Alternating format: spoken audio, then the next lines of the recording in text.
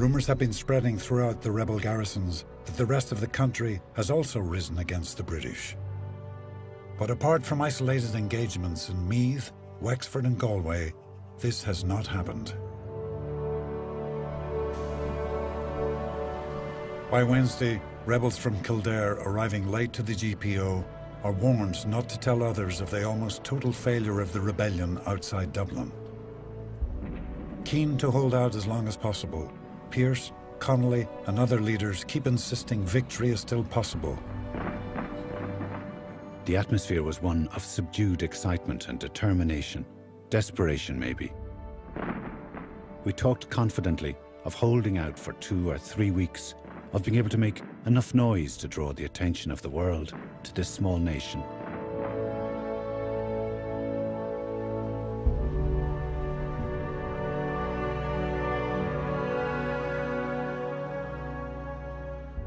In America, people are beginning to pay attention. What's interesting about the coverage of the Easter Rising in American newspapers is the extensive nature of it. The New York Times devoted 14 days to coverage of the Easter Rising on its front page. The Rising itself is rendered in a way that Americans can understand it because Americans have lived it. Their past might be Ireland's future, in the sense of struggling and fighting for independence.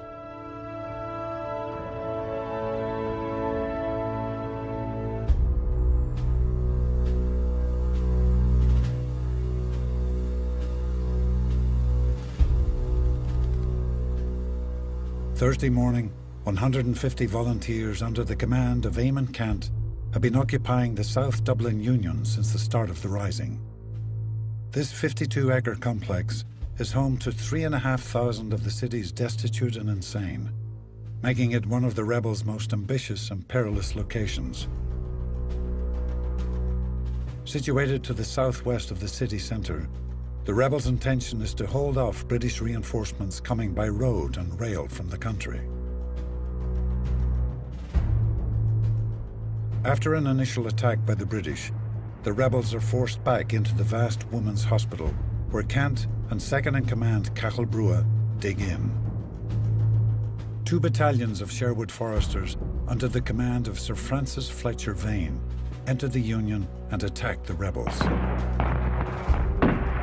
This was one of the most intense hand-to-hand combats of the week.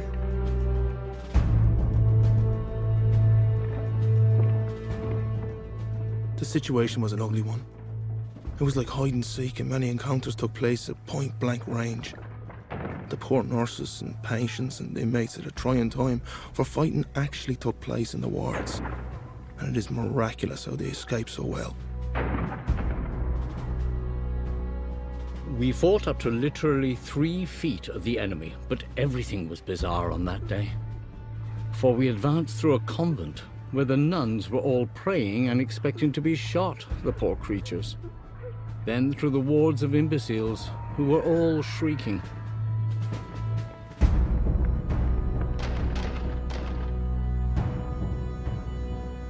The British decide to withdraw. They will instead contain the Union within the cordon that now surrounds the city.